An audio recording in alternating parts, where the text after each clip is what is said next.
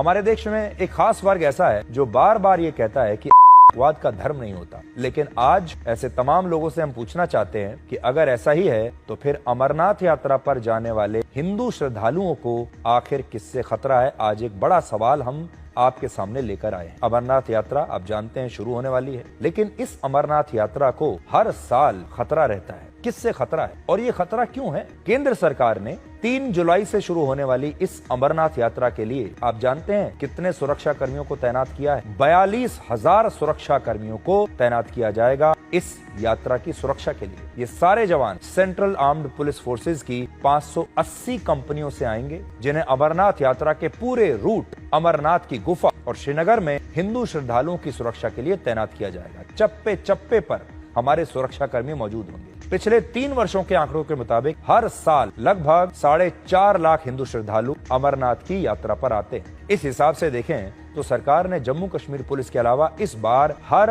10 हिंदू श्रद्धालुओं पर केंद्रीय सुरक्षा बलों का 1 सुरक्षा कर्मी तैनात किया है। हर 10 श्रद्धालुओं पर 1 सुरक्षा कर्मी। और ऐसा नहीं कि पहली बार हो रहा है, हर बार सरकार को अमरनाथ यात्रा पर जाने वाले हिंदू श्रद्धालुओं की चिंता ऐसे ही होती है, क्योंकि आतंकवादी बार बार इस यात्रा को और हिंदू श्रद्धालुओं को अपना निशाना बनाते हैं। यहाँ पर एक बड़ा पॉइंट ये है कि अमरनाथ यात्रा के जिन 2 रूट्स में जिस रूट से सबसे ज्यादा हिंदू श्रद्धालु गुजरते हैं वो पहलगाम से निकलता है, क्योंकि पहलगाम से अमरनाथ गुफा की दूरी सिर्फ 48 किलोमीटर है।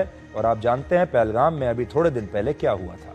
आज जब हमारे देश में 1 महीने की वार्षिक अमरनाथ यात्रा शुरू होने वाली है, तभी उसी समय सऊदी अरब में जून के महीने में हज यात्रा भी शुरू होने वाली है। तो जुलाई में हमारे यहाँ अमरनाथ यात्रा शुरू होगी और उससे थोड़ा पहले हज यात्रा शुरू होगी। और इस हज यात्रा में भारत की तरफ से लगभग 1.5 लाख लोग शामिल होने के लिए जा रहे हैं। 1.5 लाख। लेकिन सोचिए, आपने क्या कभी ऐसा देखा कि इन हज यात्रियों को एयरपोर्ट पहुंचाने के लिए सरकार ने सुरक्षा बल के जवानों को कभी तैनात किया हो? इन हज यात्रियों के लिए चप्पे चप्पे पर कोई सुरक्षा तैनात करने की जरूरत पड़ी हो? इन हज यात्रियों के लिए कभी कोई जान का खतरा पैदा हुआ हो? हमारे देश में आज जो कुछ भी हो रहा है वो नया नहीं है।